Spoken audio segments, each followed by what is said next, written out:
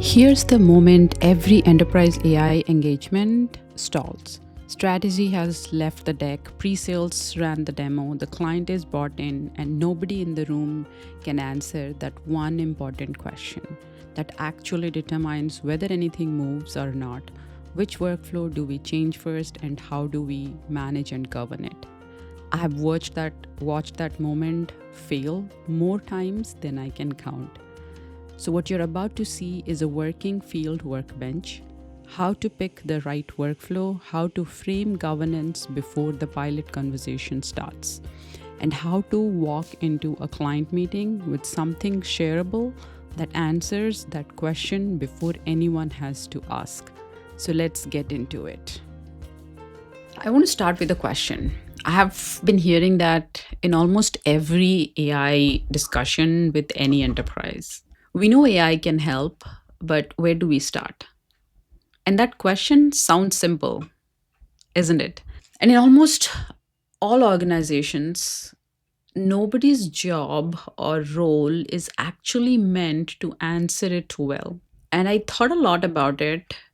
So I built a tool to maybe change or help this conversation, especially built for practitioners who are actually helping clients to decide where to start.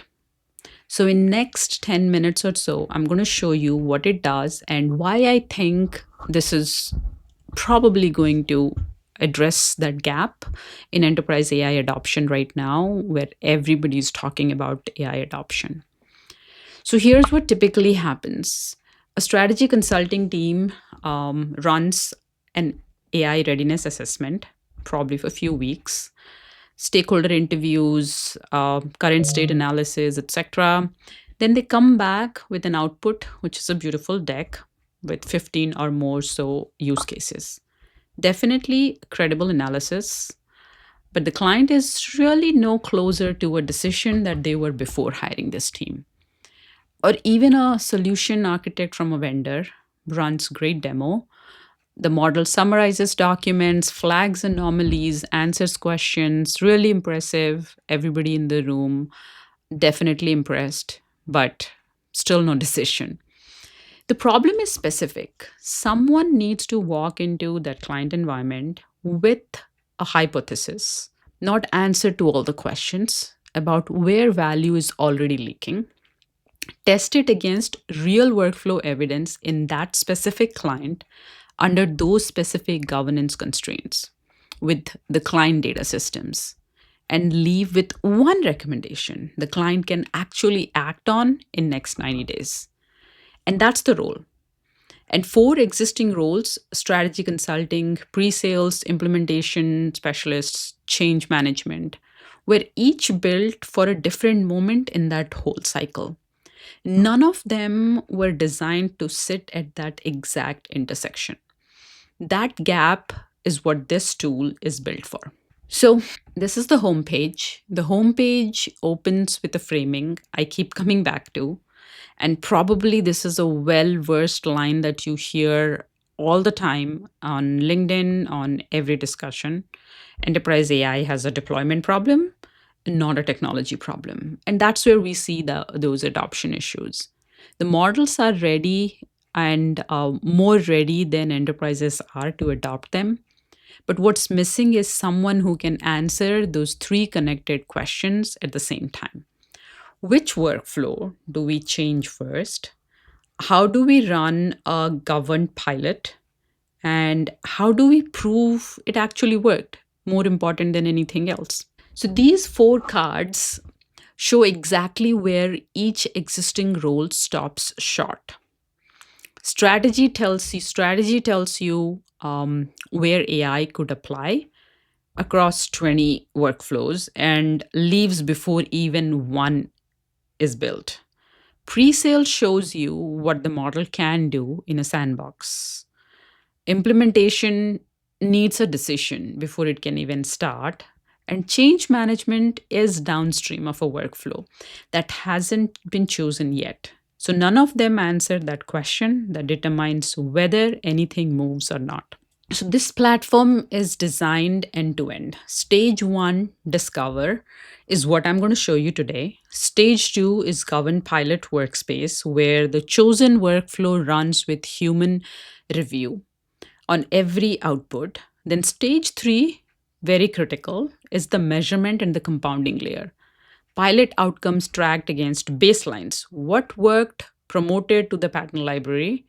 The next engagement starting with real data instead of hypothesis. So this is a full vision. I wouldn't call it a prototype. Now, this is an honest this is the honest origin of all this, right? I kept watching the same decision fail same way so many times, and the pattern was so consistent enough across multiple engagements that it needed to be encoded. We don't need to reinvent it at every client. Now, let's go to the playbooks here. So, this method page is where the philosophy lives. 5 hard distinctions that separate field ready AI practitioners from everyone else in the market. This one is the most important to me. The blocker is almost every workflow we have looked at is not model capability. I think you would agree to that. It's that the context of AI needs to help.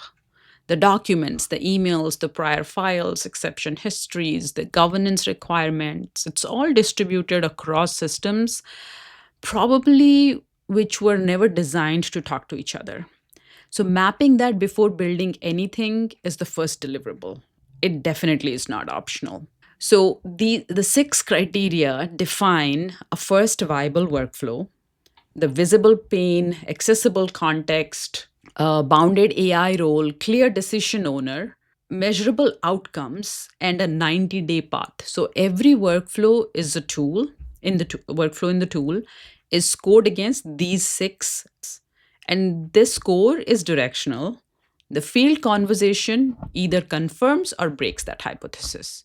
So before the meeting or in the meeting, leaving the meeting, and what this tool is for, the tool is built to make the before automatic. So the practitioner enters not with a blank slate, but enters already oriented. And that 80/20 principle is really in practice, is what you will use this tool for. Now, if we go to industries really is the entry point, because everything in the tool is organized by industry, and it's critical. There's a reason I did that. The hypothesis you walk in with has to be industry specific. The insurance here in this case is pilot fully built. Healthcare and banking are in progress. The insurance page shows the value chain, the maturity signal, the workflow candidates ranked by score, and the starting hypothesis before even you can have a single client conversation. Source backed industry research, if you see the sources are down here, source backed industry research encoded into the scored prioritized list. So it's based on supported credible data. Now let's take the first example, the underwriting workflow here. Now the underwriting workflow reflects a score of 87. That's the one we will get into today. So the score is directional, definitely. It reflects a hypothesis strength from research backed by the data, and it gets tested against what the field conversation actually reveals. So if I open this workflow here, this is a full workflow deep dive. Everything a practitioner would need to talk to a client, walking into a client conversation about this specific workflow is ready. It's not building a context on the fly. So the score, the governance level, confidence, everything is ready to start the discussion. It's visible upfront. A high governance means regulated data, which in insurance means the governance framing needs to arrive before even the capability pitch is done. And the value leakage map the 5 specific places where work is already breaking down in this workflow. So this is where you'll see the value leakage. So you see submission incompleteness, manual risk packet assembly, duplicate broker communication, etc. Slow referral routing, inconsistent guideline comparison. So the practitioner in this case walks in already knowing to look for these specific areas, these specific leakages. It's not discovering them from scratch, but validating that with the client. Now, the AI fit matrix is what at least I care the most about for a governance conversation, especially in a highly regulated industry. High fit, summarize submission, detect missing evidence, compare to appetite guidelines. Those are the things AI should touch. Final underwriting decision, pricing recommendation, they should stay human. So, this boundary has to be explicit before a pilot gets approved in any regulated environment. Now, the governance profile data sensitivity is confidential. AI is permitted to summarize, detect, compare, and draft, but definitely not decide. And the audit requirements are specific as well. So, regulated environments need to know what gets retained before they say yes to a pilot. Now, if you see here, what the field typically shows. So, this section is the one that I believe separates from a well formatted analysis report. So, these are practitioner observations from engagements. The accessible context assumptions almost always fails first. Authority rules are almost never documented the way the guidelines say they are. And that kind of specificity, the things you would only know if you had been in the room, is what makes the pre work actually useful for the practitioner. Now, on the right, what you see is the field calibration panel. Six questions mapped specifically for this particular workflow, designed to be used live in your first client meeting to test whether the hypothesis you're coming up with holds at this client or not. It's not a discovery question, it is an hypothesis. It is a hypothesis test. Now, let's go to the field brief here. So, let's open the field brief and see. So, this is the artifact I built. Definitely the whole tool towards, right? The field brief. The score, again, not guaranteed, it's directional, a strong starting point, governance boundary stated plainly, AI assists with permission, with preparation, comparison, drafting, and evidence assembly. Underwriter authority remains human owned. That sentence needs to be in the room before the pilot conversation starts. So these four panels that you see here are the core of this overall brief. The value leakage to inspect what AI is bounded to, what stays human owned, and what not to automate. Equally important than what to automate. And this is designed to be shared before the meeting or people are pulled into the room. It's not just presentation ready; it's actually field ready. Now, the pilot KPIs, if you see here, the pilot KPIs, referral cycle time, rework rate, missing evidence rate, decision evidence completeness, these baselines get established before even a pilot starts. The pilot result is the delta, and it's not the absolute value. So, if you don't measure before, you have nothing to prove after. And then what you see is a 30, 60, 90-day path is definitely what makes this without a transformation budget. 30 days, validate the workflow pain against real evidence, inspect recent referral files, confirm the hypothesis holds at this client. 60 days, pilot with one underwriting team and missing evidence detection, run actual cases with human review on every output. Now, 90 days, expand to adjacent referral types, start integrating with the workflow system.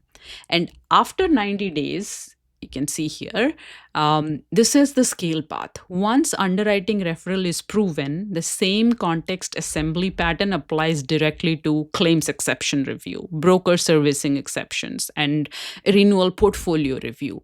All three share the same evidence from document structure, and the pattern compounds instead of resetting. And now, With one click, if you see here, with one click here, this brief is shareable. Send the link before the meeting starts. Ahead of time, the client arrives already holding the frame, not encountering it completely cold in the room. Now, what I built is the 80% prior, the industry knowledge, the workflow patterns, the governance framing, the field protocol. The other 20% is the variable, is what the field conversation reveals at each specific client, very specific and tailored for that client. And that part you can't really encode. It cannot be encoded. But everything before it can be. The vision beyond stage one is that this compounds. Every engagement that confirms or breaks a hypothesis feeds back into the library. The tool gets smarter every time a pilot closes, not just bigger, smarter. So if you are in enterprise AI adoption or any kind of role where you're responsible or contributing towards this, whether you are leading an FDE practice, building one from scratch, or trying to figure out where to start at your own organization, I would definitely genuinely like to hear what you think about this problem. So the link is in the description below. And if this resonates with your work, what you're doing, reach out on LinkedIn. I'm always open for that conversation. Thank you, everyone.